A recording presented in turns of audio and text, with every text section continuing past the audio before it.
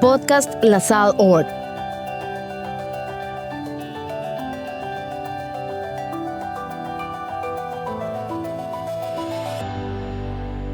A visit to the Holy Land, a Palestinian University student, and an Israeli reservist remind us of the pain of war, but also of the commitment to continue to respond as Lasallians to the deep desires of so many peoples of diverse cultures and religious beliefs, seeking peace and the construction of a more fraternal, just, and inclusive world. This episode is entitled War and Peace, 15 Decades of Lasallian Presence. Podcast LaSalleOrg. Your podcast, our podcast.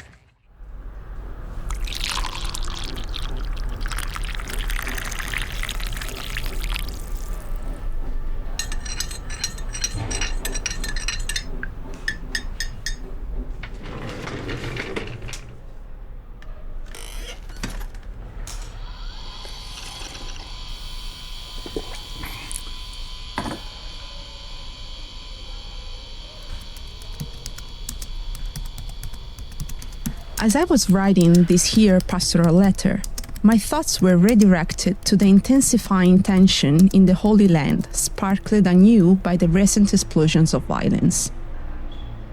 My visit to the sector was scheduled in time for the Golden Jubilee celebration of Palestinian University, but was also an opportune moment to visit our ministries and meet the brothers and Lasallians from Jerusalem, Beit Hanina, Jaffa, and Bethlehem.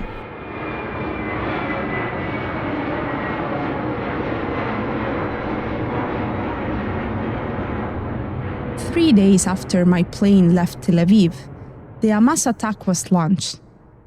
Because the names and faces of those I met recently in that providential visit are still fresh in my memory, I feel even more closely united with all the women and men of goodwill who have been longing for that ever-elusive gift of peace from the Christ child born in Bethlehem. I fear the ongoing attacks and counterattacks because I know some of those whose lives are in danger.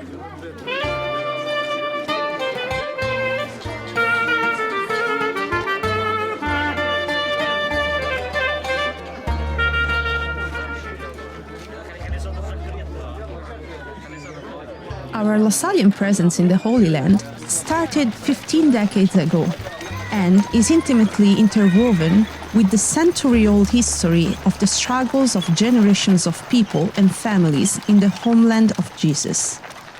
I was awed when I saw a digital copy of the original permit to open our school in Jaffa and written in Turkish and granted during the reign of the Ottoman Empire. Our very presence in the communities and ministries of the Holy Land is of great value to the Institute, as it seeks to understand better and become more responsive to the profound desire of people from diverse culture and belief to try to live in peace and build an inclusive world of justice.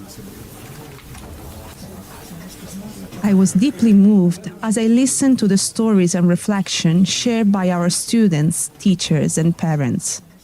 Daily experiences of oppression, inequity, and erasement for those who wielded authority. Silence and attentive listening were the only appropriate response to their narration of unyielding courage amid the harsh realities that have become normal in those parts. I felt a lump in my throat when a young student shared recently about his daily experiences as a Palestinian taking the train to and from school.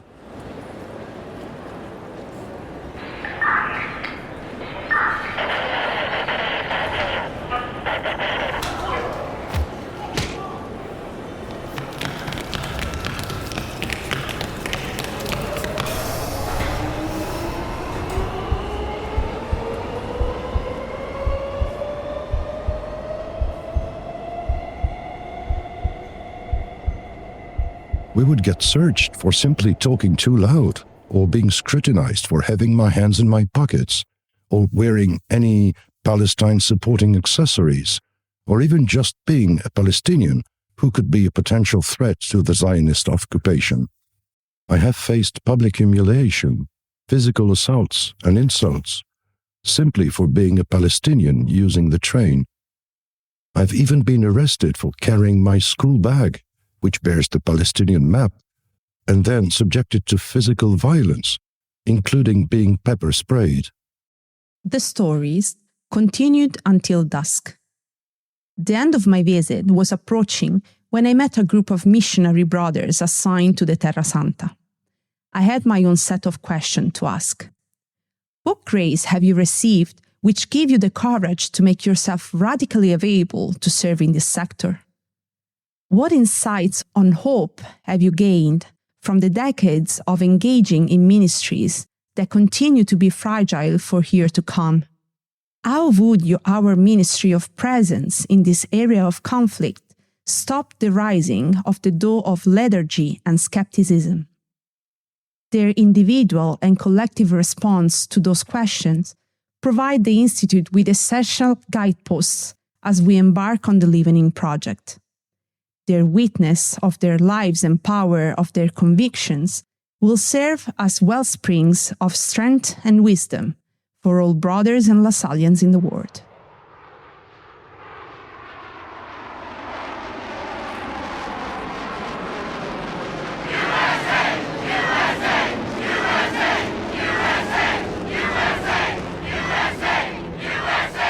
When a US senator agitates military forces to level the Gaza Strip, knowing that there are 2 million inhabitants in that place, then the act is really an incitement to genocide. New York Times columnist Nicholas Kristof disagrees with the legislator. I shouldn't have to remind the senator that when you care about some humans but not others, you've lost your humanity. War crimes shouldn't be avenged by more war crimes.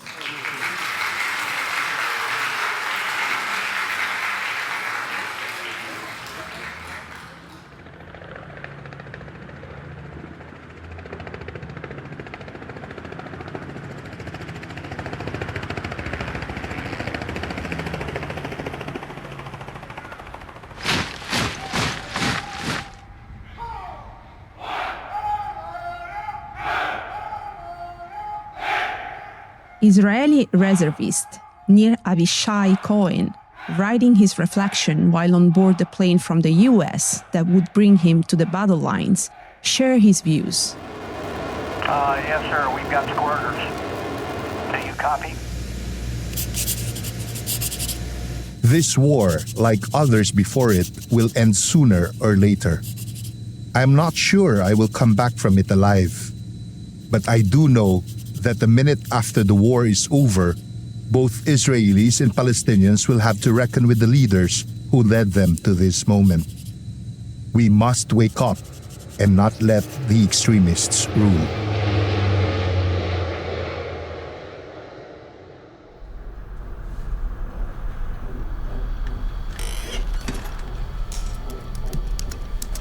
I try to look for shards of hope.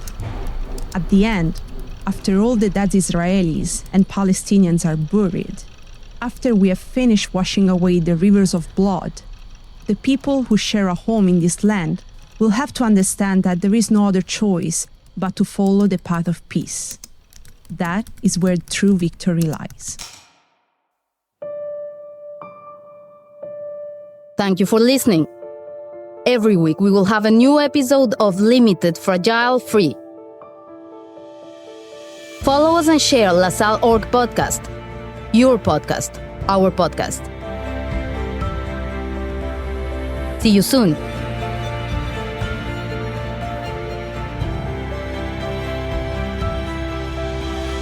LaSalleOrg is a podcast produced by the Office of Information and Communication of the Institute of the Brothers Of the Christian Schools.